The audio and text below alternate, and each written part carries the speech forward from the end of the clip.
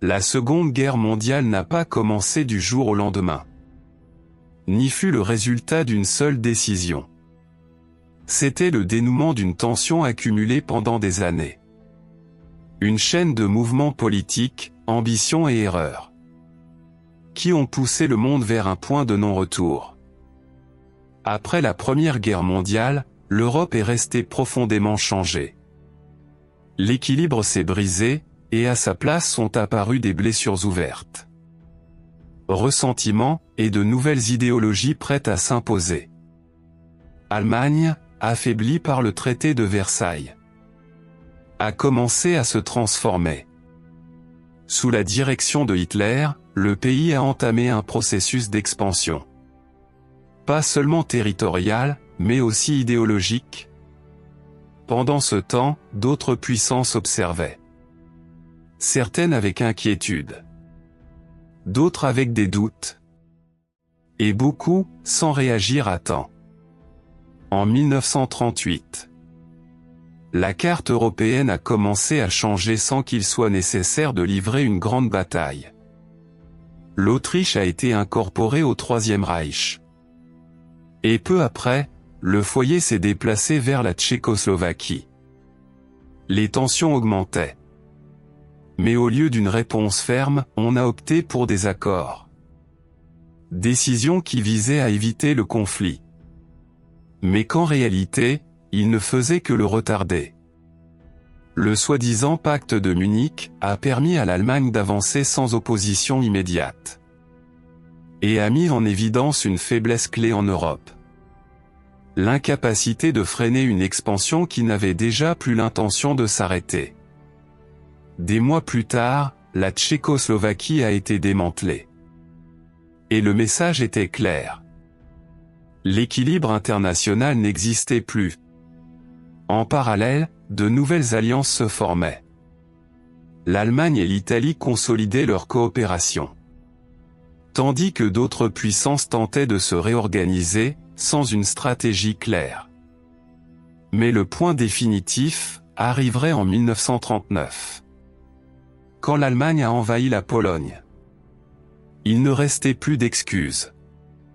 Pas de marge pour éviter le conflit. La guerre avait commencé. La guerre n'a pas éclaté d'un coup. S'est activée. Comme le résultat inévitable d'une chaîne de décisions. Erreur de calcul. Et ambition. L'Europe était tendue, mais elle ne comprenait pas encore ce qui se profilait. L'Allemagne ne cherchait pas une guerre longue, elle cherchait la rapidité. Une nouvelle façon de combattre basée sur la coordination totale, la guerre éclair. Des chars avançant sans s'arrêter, l'aviation détruisant les communications, l'infanterie occupant ce qui restait derrière. L'objectif n'était pas de résister, mais de submerger l'ennemi avant qu'il ne puisse réagir. La Pologne a été le premier scénario. Le 1er septembre 1939, l'attaque a commencé. En l'espace de quelques jours, les défenses polonaises se sont effondrées, non pas par manque de courage, mais à cause de la différence de stratégie. Pendant qu'ils combattaient à l'ouest, l'Union soviétique avançait depuis l'est. La Pologne a été divisée. Le message était clair, la guerre avait changé. Mais l'Europe n'a pas réagi avec l'urgence nécessaire. La France et la Grande-Bretagne ont déclaré la guerre, mais elles n'ont pas attaqué. Il y a eu une pause étrange, une guerre sans mouvement. Une illusion de temps, que l'Allemagne n'allait pas gaspiller. En 1940, l'étape suivante a commencé. Le Danemark est tombé presque sans résistance. La Norvège a été occupée rapidement. Le contrôle du Nord était essentiel, minerais, routes maritimes, positions stratégiques. Les Alliés ont tenté de réagir, mais ils sont arrivés trop tard. La machine allemande continuait d'avancer. Le véritable objectif était la France. Une puissance militaire sûre de sa défense, protégée par la ligne Maginot, fortifications, murs et artillerie conçus pour arrêter toute invasion. Mais la guerre ne se menait plus ainsi. L'Allemagne n'a pas attaqué de front, elle a contourné. À travers la Belgique, le Luxembourg et la forêt des Ardennes, une zone que les Français considéraient impraticable, mais ne l'était pas. Les chars ont avancé, ont rompu les lignes et ont complètement désorganisé l'ennemi. La vitesse a tout changé. Les communications ont échoué, les commandements n'ont pas pu réagir et les ordres arrivaient trop tard. Le front s'est effondré. Des milliers de soldats alliés se sont retrouvés piégés à Dunkerque, dans une retraite désespérée. Plus de 200 000 troupes ont été évacuées lors d'une opération à la limite, mais les dégâts étaient déjà faits. La France était perdue. Paris tombe, le gouvernement s'effondre et le régime de Vichy est né. Une France divisée, occupée et subjuguée. Mais tout le monde n'a pas accepté la défaite. Depuis Londres, Charles de Gaulle organise la résistance, la France libre. La guerre a continué. La Grande-Bretagne est restée seule, isolée, mais ferme. Hitler savait qu'il ne pouvait pas envahir sans dominer les airs. La bataille d'Angleterre commença alors. Bombardements incessants, villes attaquées, infrastructures détruites, mais la résistance britannique fut décisive. L'aviation allemande n'a pas réussi à prendre le contrôle. Pour la première fois, l'expansion s'est arrêtée. L'invasion fut annulée et la guerre entra dans une nouvelle phase. Pendant ce temps, d'autres scénarios commençaient à s'activer. En Afrique, l'Italie cherche à s'étendre. En Asie, le Japon a regardé. Et à l'Est, la tension montait. Hitler avait déjà un autre objectif, l'Union soviétique. Mais il fallait d'abord sécuriser l'Europe. En 1941, la guerre s'étend. Les Balkans furent occupés, la Grèce tomba et la Yougoslavie fut envahie. Le contrôle du continent progressait, mais l'équilibre était fragile. Parce que chaque victoire rapprochait un conflit plus grand. Et puis, le monde a définitivement changé. 7 décembre 1941, Pearl Harbor. Les avions japonais attaquent la base américaine et en moins d'une heure la flotte est dévastée. Les États-Unis entrent en guerre. Le conflit a cessé d'être européen, il est devenu mondial. Les puissances de l'Axe font désormais face à une gigantesque force industrielle, et le scénario change complètement. En 1942, les lignes étaient déjà définies. L'Allemagne a dominé une grande partie de l'Europe, mais n'a pas réussi à gagner. La Grande-Bretagne a résisté, l'Union soviétique s'est préparée et les États-Unis ont commencé à se mobiliser. La guerre ne serait plus rapide. Cela deviendrait de l'attrition, de la résistance, de la survie. Et le prochain coup serait le plus brutal de tous. Le front de l'Est. La guerre entrait dans sa phase finale, mais cela ne voulait pas dire qu'elle était plus facile, juste plus implacable. L'Europe était déjà complètement déchirée. Des villes en ruine, des frontières brisées, et des millions de vies marquées à jamais. Pourtant, la fin n'était pas encore venue. Depuis l'Ouest, les Alliés avancent avec détermination. Depuis l'Est, l'armée rouge pousse sans s'arrêter. L'Allemagne était lentement prise dans un mouvement de tenaille, sans issue. Chaque jour, il perdait du terrain, chaque jour le régime s'affaiblissait davantage, mais il résistait toujours. Hitler ne menait plus une guerre, il menait un effondrement inévitable. En avril 1945, au cœur de Berlin, au milieu de la destruction, il prend sa décision finale. Il n'y avait pas d'échappatoire, il n'y avait pas de négociation, juste le silence. Peu de temps après, l'Allemagne capitula. Le 7 mai, la capitulation est signée. En Europe, la guerre était finie. Mais le monde était toujours en feu. Dans le Pacifique, le conflit s'est poursuivi avec une intensité brutale. Ce n'était pas une guerre rapide, c'était lente, épuisante, un combat île par île. Le Japon a défendu chaque position jusqu'au dernier moment. Chaque avancée a coûté des milliers de vies. Les États-Unis progressaient, mais le prix à payer était énorme. Puis le point de non-retour est arrivé. En juillet 1945, les Alliés lancent un ultimatum clair, capitulation sans condition ou destruction totale. Le Japon n'a pas répondu. Le 6 août, Hiroshima a changé l'histoire. Une seule bombe, et une ville a disparu en quelques secondes. L'impact a été immédiat, dévastateur, impossible à comprendre. Mais ce n'était pas suffisant. 3 jours plus tard, Nagasaki. Le message était déjà définitif.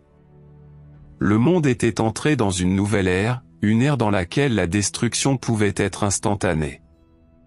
Le Japon finit par capituler. Le 2 septembre 1945, la guerre prend officiellement fin. Mais ce qui restait était immense, des millions de morts, des villes entières réduites en cendres, et une humanité complètement transformée. Et tandis que les armes s'éteignaient, quelque chose de nouveau commença à émerger. 2 blocs, 2 visions du monde, 2 manières d'appréhender le pouvoir. L'Occident et l'Union soviétique. La guerre était finie, mais pas la tension. Au même moment, dans l'ombre, une autre histoire se déroulait depuis le début, celle de la résistance. Des gens ordinaires, sans armée, sans ressources, mais avec une détermination absolue. En France, en Pologne, en Yougoslavie, ils ont saboté, ils ont espionné, ils ont combattu en silence. Ils ne cherchaient pas à conquérir, ils cherchaient à survivre. Certains ont réussi à inverser la tendance lors de petites batailles, d'autres ont été impitoyablement écrasés, mais tous ont laissé une trace. En Europe de l'Est, la guerre fut encore plus dure. Les civils n'étaient pas des spectateurs, ils faisaient partie du conflit. Des villes entières ont disparu, des familles entières ont été perdues. Et en Asie, l'occupation japonaise a déclenché de nouveaux mouvements de résistance. Philippines, Vietnam, Indonésie, des régions où la lutte n'était pas seulement contre une armée, mais pour la liberté. La fin de la guerre n'a pas apporté la paix immédiate. Cela a amené un monde divisé, un monde en reconstruction, un monde qui en avait trop vu. Et qu'il ne serait plus jamais le même. La Seconde Guerre mondiale n'était pas seulement un conflit armé. C'était une transformation totale du monde. Cela a commencé en 1939. Quand l'Allemagne a envahi la Pologne. Déclenché une réaction en chaîne. La Grande-Bretagne et la France déclarent la guerre. Et l'Europe était prise dans un conflit qui allait s'étendre rapidement. Dans quelques mois. Stratégie allemande de guerre éclair. Des pays entiers dévastés. Danemark. Norvège. Pays-Bas. Jusqu'à la chute de la France en 1940. Entre-temps, le Royaume-Uni a résisté. Seul, sous un bombardement constant. Lors de la bataille d'Angleterre. Mais la guerre ne s'est pas limitée à l'Europe. En Asie, le Japon a étendu sa domination.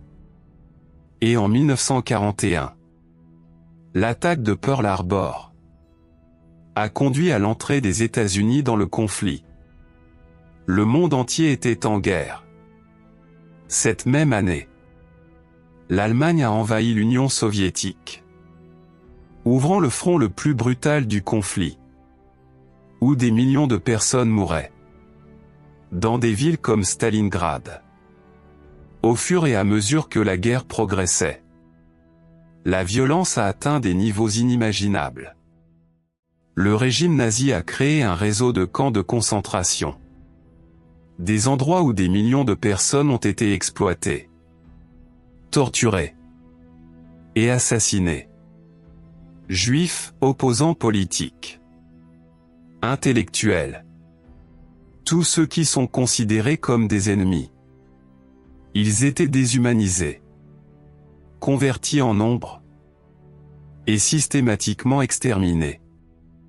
Auschwitz, Treblinka, Sobibor. Des noms qui ont été enregistrés comme symboles d'horreur. En parallèle, des villes entières ont été détruites. Infrastructures détruites. Et des millions de personnes se sont retrouvées sans abri. Mais le cours de la guerre commença à changer. En 1944, les Alliés débarquent en Normandie, marquant le début de la fin pour l'Allemagne. De l'Est, l'armée soviétique avançait de manière imparable. Et en 1945, Berlin est tombé. Hitler s'est suicidé. Et l'Allemagne s'est rendue. Mais la guerre n'était pas encore finie. En août 1945, les États-Unis ont largué 2 bombes atomiques. À propos d'Hiroshima et de Nagasaki, la destruction était totale. Et le Japon se rendit quelques jours plus tard. Le conflit était terminé. Mais ses conséquences, il marquerait l'avenir du monde. L'Europe était dévastée. Des millions de morts. Des villes en ruine. Et 2 grandes puissances ont émergé. USA et l'Union soviétique. Une nouvelle ère a commencé. La guerre froide. Un monde divisé, tendu, et marqué pour toujours. Pour le souvenir de la guerre la plus destructrice de l'histoire. Et quand tout fut fini, il n'y a pas eu de soulagement immédiat. Pas même une vraie fête. Ce qui restait était un monde épuisé et marqué. Et pleinement conscient de ce qui venait de se passer. Mais la vraie question n'est pas seulement de savoir comment cela s'est produit. Mais pourquoi ? La Seconde Guerre mondiale n'était pas un hasard. Ce n'est pas un fait isolé. C'était le résultat de décisions accumulées, d'ambitions démesurées. Et des idéologies qui cherchaient à s'imposer à tout prix. D'une paix mal construite. Et un équilibre qui n'a jamais été stabilisé. Quand la peur, l'ambition et le pouvoir l'emportent sur la raison, le conflit n'est plus une possibilité. Et cela devient une conséquence inévitable. Ce qui s'est passé entre 1939 et 1945 n'était pas seulement une guerre. C'était un avertissement. Un avertissement sur ce qui peut arriver. Quand le monde ignore les signes. Et permet à l'histoire d'avancer de manière incontrôlable.